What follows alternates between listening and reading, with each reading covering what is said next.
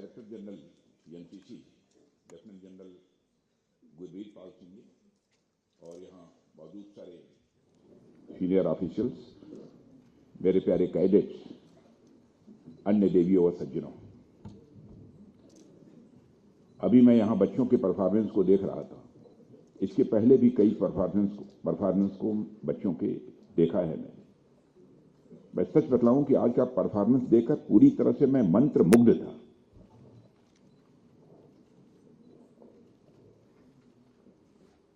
और मुझे तो यह लग रहा था कि आज यहां मीडिया के बहुत सारे लोग हैं, अब कितना इन बच्चों के परफॉर्मेंस को मीडिया पे दिखाएंगे ये मैं नहीं कह सकता, लेकिन हमारे एनसीसी के इन कैडेट्स के परफॉर्मेंस को यदि मीडिया भी ठीक तरीके से दिखाए तो सारे देश के नौजवान को इंस्पायर करने वाला है ये परफॉर्मेंस है बच्चों।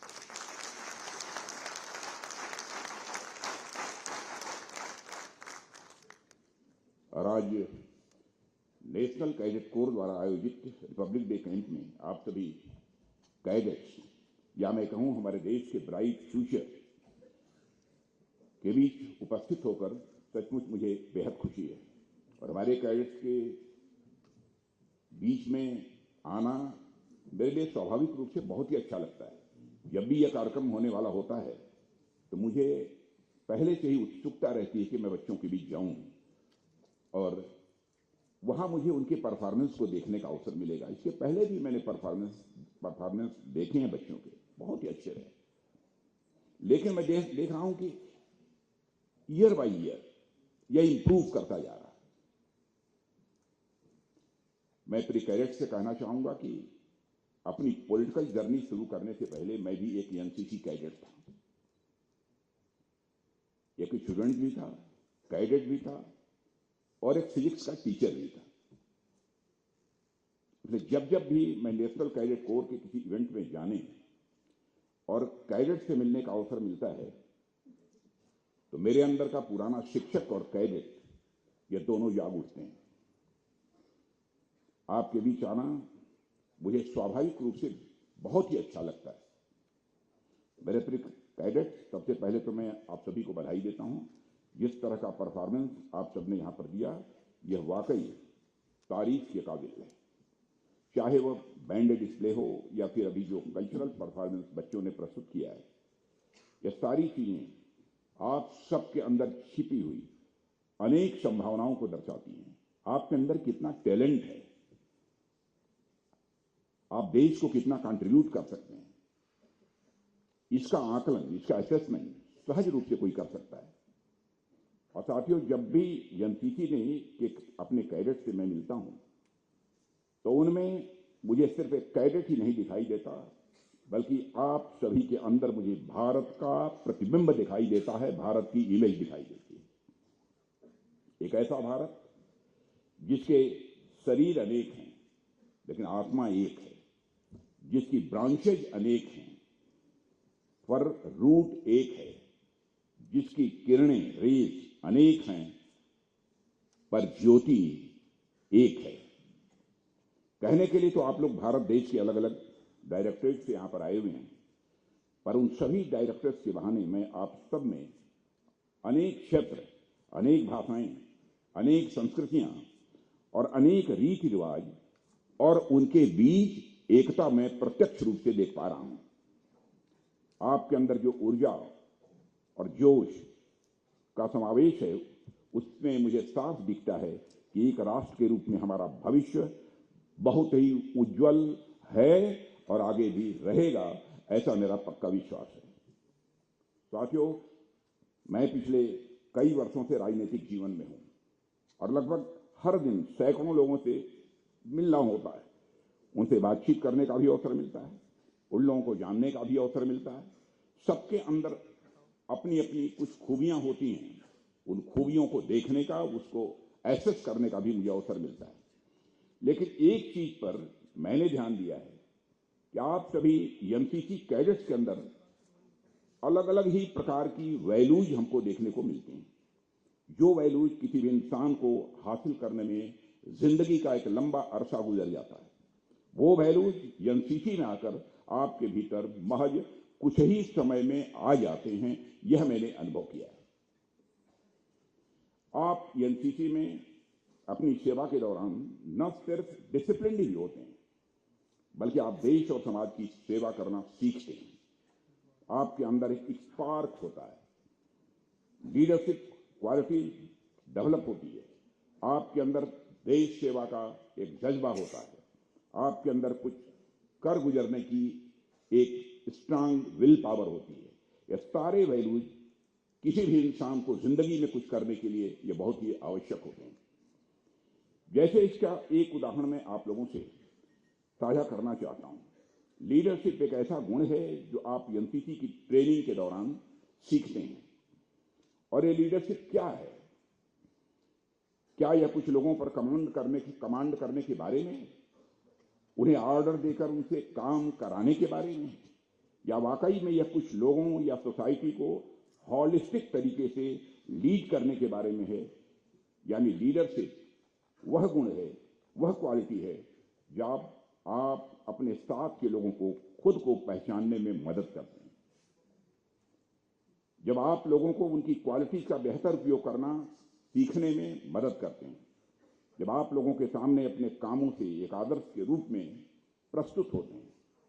लीडरशिप से संबंधित एक वाकया मुझे याद आ रहा है, जिसे मैं आप लोगों से यहां साझा करना चाहूंगा। अभी कुछ दिनों पहले मैं मुंबई गया था। वहां मैं ताज होटल में ठहरा हुआ था। वहां स्टे के दौरान मेरे जहन में 26/11 की वो घटना स्वाभाविक रूप से याद आ गई। तरह तरह की कल्पनाएं भी मन के अंदर उठने लगी। मैं वो बातें सोचने लगा कि कैसे यहां पर कुछ आतंकवादियों ने इतने निर्दोष लोगों की हत्या कर दी होगी। उस पूरे जघन्य कृत्य के दौरान हमारी पैरामिलिट्री फोर्सेस और हमारे सुरक्षा बलों ने बेहद बहादुरी के साथ आतंकवादियों का सामना किया। और उन्होंने जो किया वह सब अपने लिए नहीं किया, भारतवासियों के लिए किया। हम सबको ऐसे लोगों पर नाज है।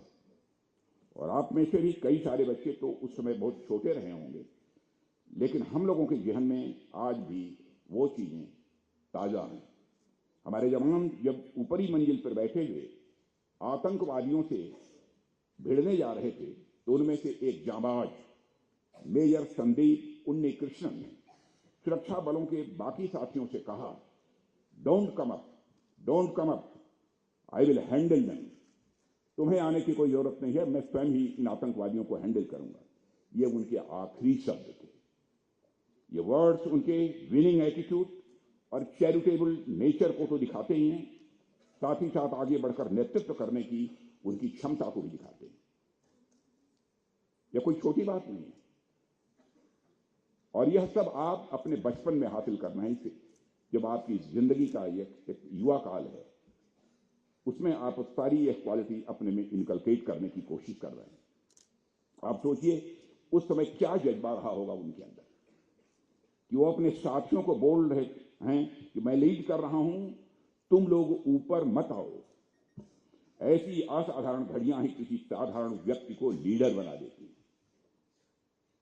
और लीडरशिप समेत वैसे तमाम वैल्यूज जिनका जिक्र मैंने अभी किया है, वह आपको एनसीसी बड़े ही अच्छे तरीके से सिखाती है, यह मैं कह सकता हूं। आज यहां का फील्ड का परफॉर्मेंस और यहां का परफॉर्मेंस दोनों देखने के बाद, और वैसे भी बराबर एनसीसी के बच्चों से मिलना होता है, बातचीत भी होती है, उस आधार पर जो कुछ भी हमने एसेस किया है, जो मूल्यांकन किया है, मैं कह सकता हूं इसलिए एनसीसी आपको इतना कुछ दे रहा है कि आप इसके बाद भविष्य में जहां भी जाएंगे, अपने घर परिवार, अपने समाज और अपने देश का नाम रोशन करेंगे ही, यह मेरा पक्का विश्वास है।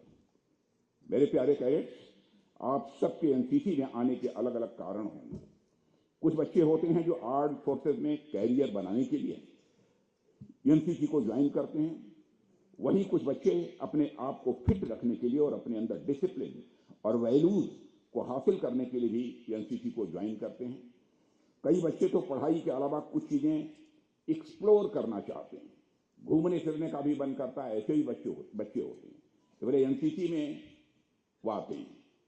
कहने का मतलब है कि सबके पास अपने अपने कारण होते हैं क्यों एनसीसी वो ज्वाइन करते हैं। लेकिन जब आप एनसीसी में आ जाते हैं तो आप धीरे धीरे उसमें ऐसे ढलने लगते हैं कि आप एनसीसी के अभिन्न अंग बन जाते हैं। और एनसीसी में आप आए भले ही किसी कारण से हों, लेकिन आपको धीरे धीरे एनसीसी में बहुत ही अच्छा महसूस होने लगता है। और इसीलिए आपको बात ध्यान रखने की जरूरत है, जो वर्दी आपको एनसीसी के दौरान मेरे प्रिय बच्चों आपको मिली है, जो सम्मान आपको लोग दे रहे हैं और जिस उम्मीद से आपके आसपास के लोग आपको देख रहे हैं, वो कोई साधारण चीज नहीं है, बल्कि वह आपके लिए एक आपके अंदर मैंने कह सकते हैं कि गौरव का विषय, गर्व का नहीं कहना चाहता, गौरव का विषय। और आप राष्ट्र के लिए किसी एसेट से कम नहीं है। एनसीसी ट्रेनिंग के दौरान आपके कंधों को मजबूत करती है, क्योंकि बाद में आपके यही मजबूत कंधे राष्ट्र की उन्नति का भार उठाएंगे। और आपसे पहले जो लोग एनसीसी में थे, वो आज देश के अलग अलग हिस्सों में जाकर इस राष्ट्र निर्माण के कार्य में लगे हुए हैं। और मैं बहुत डिटेल में तो नहीं जाऊंगा, पर यही हॉल ऑफ फेम में आपने ऐसे लोगों के बारे में देखा जाना होगा कि कुछ लोगों ने आर्म फोर्सेस को अपना करियर बनाया, कुछ लोगों ने डॉक्टर, इंजीनियर और टीचर और ब्यूरोक्रेट बनकर काम करना ज्यादा उपयुक्त समझा। तो वहीं कुछ लोग पॉलिटिक्स में भी जाकर देश की सेवा कर रहे हैं। इसी तरह आप लोग भी ऐसे ही किसी कैरियर पाथ को चूज करेंगे, ऐसा मेरा मानना है। लेकिन आप यह विश्वास रखिए, आप जिस भी फील्ड में जाएंगे, आप हमेशा अपने वैल्यूज के कारण, अपने डिसिप्लिन के कारण वहां पर एक अलग पहचान बना पाएंगे, ऐसा मेरा विश्वास है। और आप जिस तरह के कार्य करेंगे, आपको आपके वही कार्य भारत के भविष्य का निर्धारण करेंगे। साथियों, एक राष्ट्र के रूप में भारत अब तक जितना कुछ कर पाया है, वह आप जैसे लोगों की मेहनत की वजह से ही कर पाया है। आप इतिहास पढ़ते हैं तो आपको यह पढ़ने को मिलता है कि जब भारत आजाद हुआ था तो उसी के आसपास कई सारे देश आजाद हुए थे, लेकिन जिस देश के लोगों ने डिसिप्लिन, इंटीग्रिटी और नेशनल यूनिटी जैसे वैल्यूज अपने साथ रखे, वो देश आज विकसित हो रहे हैं, डेवलप हो रहे हैं या हो गए। तो वहीं एक दूसरी तरफ एक ऐसे भी देश थे जिनकी नागरिकों के अंदर ऐसी भावना नहीं थी, तो आज उन दो देशों की हालत बिगड़ी सी हुई है, अराजक स्थिति बनी हुई है। मेरे प्यारे कैडेट्स, हमारे माननीय प्रधानमंत्री श्री नरेंद्र मोदी जी ने 2047 तक भारत को एक विकसित भारत बनाने का संकल्प लिया है और यह स्वप्न उन्होंने सारे देशवासियों को दिखाया है। आपको मालूम होगा कि हमारे प्रधानमंत्री जी भी स्वयं एक एनसीसी कैडेट रहे हैं। तो अगर एक यक्ष एनसीसी कैडेट ने कोई सपना देखा है तो उसे पूरा करने की सबसे बड़ी जिम्मेदारी आप सभी वर्तमान एनसीसी कैडेट्स की है। हमें यह बात भी हमको ध्यान में रखनी है। साथियों, यहां एक और बात समझने वाली है। जब हम विकसित भारत की बात करते हैं तो उसका मतलब जमीन के एक टुकड़े के विकास से नहीं है। भारत सिर्फ भूमि का टुकड़ा मात्र नहीं है, बल्कि यह एक जीता जागता हुआ राष्ट्र है, यह भारत। और साथियों, 140 करोड़ भारतवासियों के आपसी एकता के साथ बंधी हुई यह भारत की कल्चर है। उसी एकता के साथ बंधी हुई यह भारत की संस्कृति है। इसलिए जब हम भारत के विकसित होने की बात करते हैं तो वह दरअसल 140 करोड़ नागरिकों के विकास की बात हो रही होती है। इसलिए जब आप विकास करेंगे, जब आप अपने जीवन में सफल होंगे, जब आप इस समाज के लिए कुछ अच्छा करेंगे, आपके साथ साथ आपके आसपास के सराउंडिंग का भी डेवलपमेंट होगा और निश्चित रूप से भारत एक विकसित राष्ट्र, डेवलप्ड नेशन बनकर रहेगा, ऐसा मेरा पक्का विश्वास है। साथियों, अंत में मैं कुछ बातें आपसे एक रक्षा मंत्री के रूप में नहीं, बल्कि एक अभिभावक के रूप में करना चाहूंगा। आपके पास अभी पाने के लिए पूरा जहां बाकी है, पूरा जहान बाकी है। भविष्य में आप सब अलग अलग क्षेत्रों में जाकर काम करेंगे। इस दौरान एक बात के लिए आपको हमेशा तैयार रहना है और वो है सीखना। आपको कभी भी सीखने की प्रक्रिया, लर्निंग प्रोसेस को छोड़ना नहीं है, चाहे कितने भी बड़े जिंदगी में कितना भी बड़ा ओहदा, कोई इतना बड़ा पद क्यों ना हासिल हो जाए, लेकिन सीखने के प्रोसेस को कभी छोड़ना नहीं चाहिए। आप चाहे जहां भी जाएं, वहां परिस्थितियां पिछली परिस्थितियों से अलग होंगी। वो एक नए अप्रोच की डिमांड करेंगे, एक नए स्किल सेट की डिमांड करेंगे। इसलिए आपको हमेशा नई चीजें सीखने के लिए भी सदैव अपने को तैयार रखना चाहिए। मुझे इस मौके पर टी.एस. इलियट, इनका नाम आपने सुना होगा, एक पोयम, उसकी मैं चर्चा करना चाहूंगा। उनकी पोयम है लिटिल गाइड।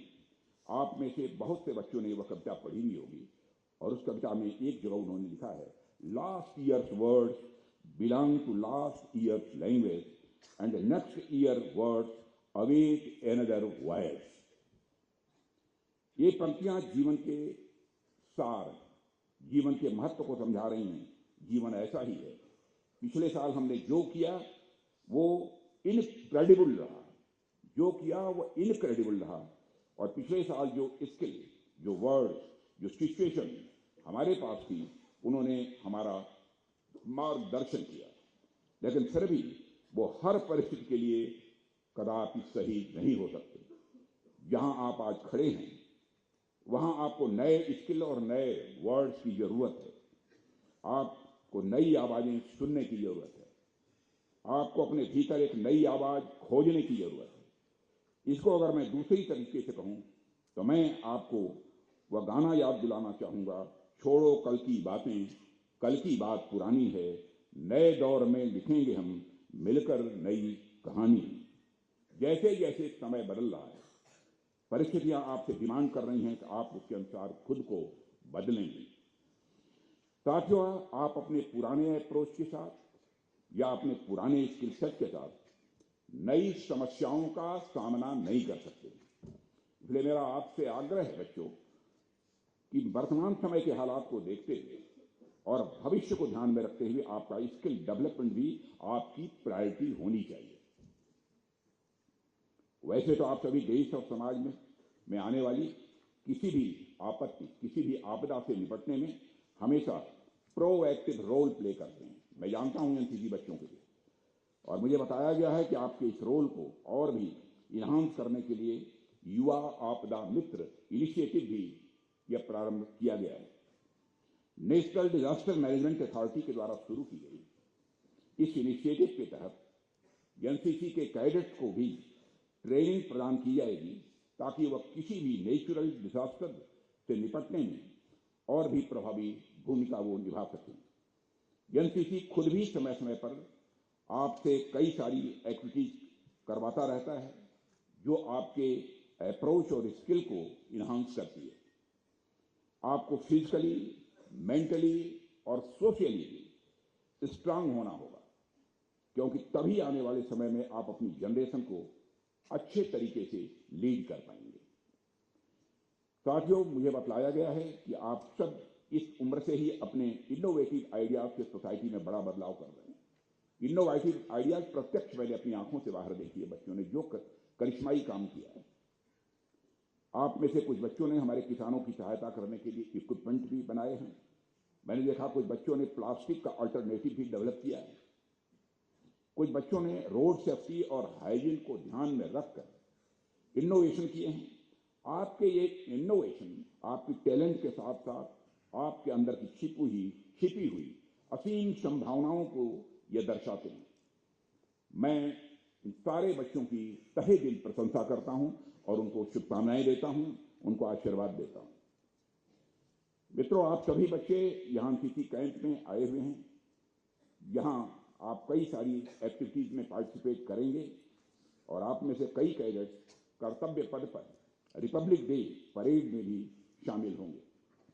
कुछ कैडेट्स ऑडियंस के रूप में भी वहां पर जाएंगे, और मैं चाहता हूं कि आप सभी बच्चे उन अनुभवों को वहां पर हासिल करें जो आमतौर पर सबको नहीं मिल पाते। आप अपने अप्रोच को स्पेशल बनाएं, आप अपने अप्रोच को स्पेशल बनाएं, और आप इन एक्टिविटीज में तथा परेड में सिर्फ उस परेड और एक्टिविटी को ही न देखें, बल्कि भारत की ऐतिहासिक विरासत और उसकी विविधता को भी देखें। आप देश के अलग अलग क्षेत्र से आए हुए बच्चों से वहां मिलेंगे। इससे आपको भारत को और अधिक जानने का अवसर मिलेगा। और मैं चाहता हूं कि आपको यह जो अपॉर्चुनिटी मिली है, आप इसको अच्छी तरीके से यूटिलाइज करिए और जीवन में बड़े मन से बड़े लक्ष्य की ओर आगे बढ़िए। शायद मैं कभी इसी प्रकार बच्चों को संबोधित करते हुए बड़े मन के बारे में भी मैं बतला चुका हूं। नए कैडेट्स हैं, इसलिए मैं कहना चाहता हूं, हमारे नेता भारत के पूर्व प्रधानमंत्री आदरणीय अटल बिहारी वाजपेयी जी कहा करते थे, छोटे मन से कोई बड़ा नहीं हो सकता, टूटे मन से कोई खड़ा नहीं हो सकता। बच्चों, किसी भी तरह से अपनी जिंदगी में अपने मन को मत टूटने देना। हताशा को अपने ऊपर किसी भी सूरत में हावी मत होने देना। यह मेरी जिंदगी का अनुभव है, मैं बतलाना चाहता हूं। हमारे जिंदगी में सफलताएं भी मिली हैं, कामयाबी मिली है। पुअर स्टूडेंट नहीं थे, हम लोग भी अच्छे स्टूडेंट थे, फर्स्ट डिविजनर थे हम लोग भी, लेकिन फिर भी बहुत सारे चैलेंज आते हैं। कभी कभी आंखों में आंसू आ जाते हैं, दिल टूट जाता है, घबराना मत। लेकिन एक बात जिसे जिंदगी में हमने अपनाने की कोशिश की है, कहां तक अपना पाया हूं मैं नहीं जानता, छोटे मन से जिंदगी में काम मत करना। बड़े बड़े ओहदे पर बैठे हुए लोगों को मैंने देखा है, बड़ी बड़ी जिम्मेदारियों को निभाते हुए मैंने लोगों को देखा है, पद तो बड़ा होता है लेकिन मन बहुत छोटा होता है। मन छोटा नहीं होना चाहिए। और मैं तो कहता हूं कि परमात्मा को भी यदि व्यक्ति प्राप्त करना चाहता है तो छोटे मन से परमात्मा को भी नहीं प्राप्त कर सकता, वह बड़े मन से ही परमात्मा को भी प्राप्त कर सकता है। मैं तो एक मैथमेटिकल फार्मूले में, क्योंकि मैथमेटिक्स मेरा सब्जेक्ट रहा, तो मैं बच्चों को समझाता हूं कि let us consider that your मन इज ए सर्किल। मैंने ऐसा होता नहीं है कि मन सर्किल हो, कोई वृत्त हो, लेकिन मान लो थोड़ी देर के लिए तुम्हारा मन एक सर्किल है। उस सर्किल का सर्कमफरेंस जितना ही बढ़ाते चले जाओगे, उसी रेशियो में मैग्नीट्यूड ऑफ सुख, मैग्नीट्यूड ऑफ आनंद बढ़ता चला जाएगा और एक समय परमानंद की भी प्राप्ति हो जाएगी।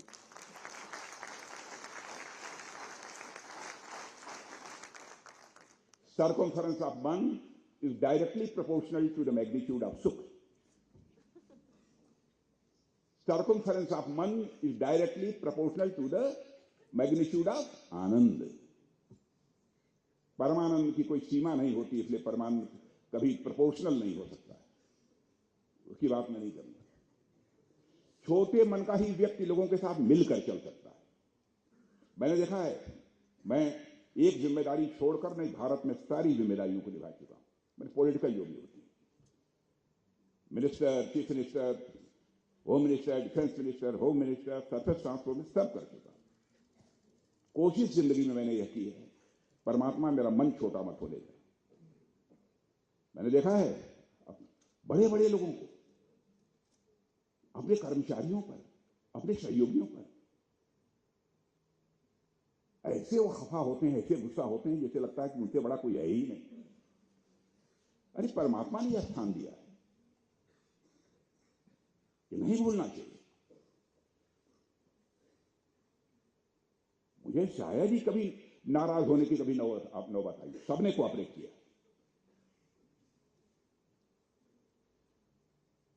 कभी कभी मेरे बारे में लोग कहते हैं बड़े सीधे हैं। अहंकार से कुछ नहीं होता। अहंकार के हौ पर जो पॉइंट है ना, जिस इंडिविजुअल के पहले लग जाएगा ना, यानी 1 के पहले पॉइंट लगा दो तो उसकी वैल्यू 1 नहीं रह जाती, 1/10 हो जाती है। बच्चों, जिंदगी में इस बात को ध्यान रखना, नहीं तो कामयाबी किसी भी सूरत में, लाख क्वालिटीज अपने अंदर इनकलकेट कर लो, लेकिन तुम्हारे अंदर अहंकार रहा, मन छोटा रहा, तो जिंदगी में तुम बड़े नहीं बन सकते। पद के कारण व्यक्ति बड़ा नहीं होता है, मत बोलना। कोई मंत्री बन गया, प्रधानमंत्री बन गया, आर्मी चीफ बन गया, नेवल चीफ बन गया, एयर चीफ बन गया, इसके कारण कोई बड़ा नहीं होता। बड़ा होता है व्यक्ति अपने मन के, मन कैसा है, मन बड़ा है तभी वो बड़ा है। नहीं, आप देखते हो पद से हटने के बाद लोग थूकते हैं, चला गया, अच्छा हुआ।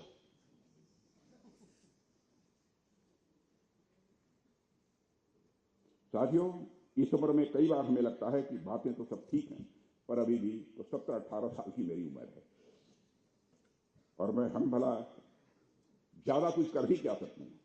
यह तो अभी खेलने खाने के दिन है, जब समय आएगा तब कुछ किया जाएगा, ऐसा होता है कि नहीं। पर यहां मैं आप लोगों को ध्यान दिलाना चाहूंगा कि अगर आप इतने टफ कंपटीशन को पार करके एनसीसी परेड ग्राउंड पर पहुंच चुके हैं तो यकीन मानिए कि आप जीवन में बड़े से बड़ा लक्ष्य भी अपनी मेहनत और लगन के दम पर प्राप्त कर सकते हो। बच्चों, जरूरत है तो नए और बड़े सपने देखने की, उस पर पूरे मनोयोग से काम करने की, और सबसे महत्वपूर्ण अपने विचारों के बंधन को तोड़कर आगे बढ़ने की। यहां मुझे स्वामी विवेकानंद जी का याद आते हैं। वो एक छोटी सी पर बड़ी महत्वपूर्ण कहानी सुनाया करते थे, जो शायद आप लोगों ने भी सुनी होगी। किसी समय एक शेरनी एक बच्चे को जन्म देने के दौरान मर जाती है। शेरनी बच्चे को जन्म देने के समय मर जाती है। उसका नवजात बच्चा असहाय पड़ जाता है। संयोग से उधर से भेड़ों का एक झुंड गुजरता है। अकेले बच्चे को देखकर भेड़ों को दया आती है और वे सिंह और शावक, यानी जो बच्चा है सिंह, को अपने साथ लेकर चले जाते हैं। शेर का बच्चा मेमनों के साथ पलने बढ़ने लगता है। कुछ समय गुजर जाता है। मेमनों के साथ खेलता, हरी घास को खाता हुआ वह शेर अंदर से एक वह भी मेमना बन जाता है। एक बार घास खाते खाते शेर अपने झुंड से कुछ आगे बढ़ जाता है। वहां उसे एक दूसरा बड़ा शेर दिखाई देता है, जिसे देखते ही छोटे शेर के प्राण सूखने लगते हैं और वह मैं करता दुबक जाता है। क्यों? क्योंकि दिमागी रूप से वह अभी भी खुद को मेमना ही समझता है। दूसरे शेर को बड़ा आश्चर्य होता है कि एक शेर मैं और एक शेर यह, फिर भी मुझसे यह डरता क्यों है? डरो मत किसी से। पूछने पर छोटा शेर बोलता है कि हम तो मेमने हैं और शेरों से हमें दूर रहना चाहिए, ऐसा हमें सिखाया गया है। बड़ा शेर उसे समझाता है, नहीं, तुम भी एक शेर ही हो, पर उसे समझ में नहीं आता है। गुस्से में बड़ा शेर उसे उठाकर एक झील के किनारे पटक देता है और उसे बोलता है, पानी में अपनी शक्ल दे और तय कर कि तू मेमना है या मेरी तरह शेर है। और पहली बार जब वो छोटा शेर अपने को पानी में देखता है, अपना प्रतिबिंब, अपनी इमेज पानी में देखता है, हनुमान जी की तरह उसे अपनी वास्तविक शक्ति का एहसास हो जाता है। मेरे प्यारे बच्चों, और वह ऐसी दहाड़ मारता है कि पूरा जंगल उस दहाड़ से कांप उठता है। अपने को पहचानने की क्षमता उसे सामान्य जानवर से जंगल के राजा की श्रेणी तक पहुंचा देती है। आगे स्वामी जी कहते हैं, Swami Vivekananda ji, you are lions, you are souls, pure, infinite and perfect. The might of the universe is within you. यानी आप भी शेर हैं, आप आत्मा हैं, शुद्ध हैं, अनंत हैं और परिपूर्ण हैं। ब्रह्मांड की पूरी शक्ति आपके भीतर है। मेरे प्रिय बच्चों, हमारे प्राचीन शास्त्र में हमें अहम ब्रह्मास्म का पाठ पढ़ाया जाता है, यानी उसी एक ऊपर वाले का नूर हम सब में। और इसलिए आप वह सब कुछ कर सकते हैं जो आप जीवन में करना चाहते हैं। मैं समझता हूं एनसीसी आपके लिए उसी झील की तरह है, जहां आप स्वयं को अच्छी तरह पहचान सकते हैं, अपने को निखार सकते हैं और जीवन में नई ऊंचाइयों तक पहुंच सकते हैं। साथियों, आपको अपने आसपास ऐसे अनेक उदाहरण मिल जाएंगे जिन्होंने आपकी उम्र में ही अपनी टैलेंट को, अपनी प्रतिभा को पहचाना है और उस पर काम करते हुए दुनिया में अपना और इस देश का, अपने देश का नाम उन्होंने रोशन किया है। मुझे पूरा विश्वास है कि आने वाले समय में आप में से बहुत सारे कैडेट्स अपनी मेहनत और लगन के बल पर कुछ नया और अलग करेंगे और दुनिया भर में अपना और अपने देश का नाम रोशन करेंगे। मेरी शुभकामनाएं सदैव आप लोगों के साथ हैं। मुझे पक्का विश्वास है आप आगे जिस भी फील्ड में जाएंगे, एनसीसी से भी मिली हुई जो भी लर्निंग है वह आपके काम आएगी और देश के विकास में आपको अपना वह 100% आप दे पाएंगे, ऐसा मेरा पक्का विश्वास है। इन्हीं इसी आशा और विश्वास के साथ पुनः आप सभी कैडेट्स को अपनी हार्दिक शुभकामनाएं देते हुए अपना निवेदन समाप्त करता हूं।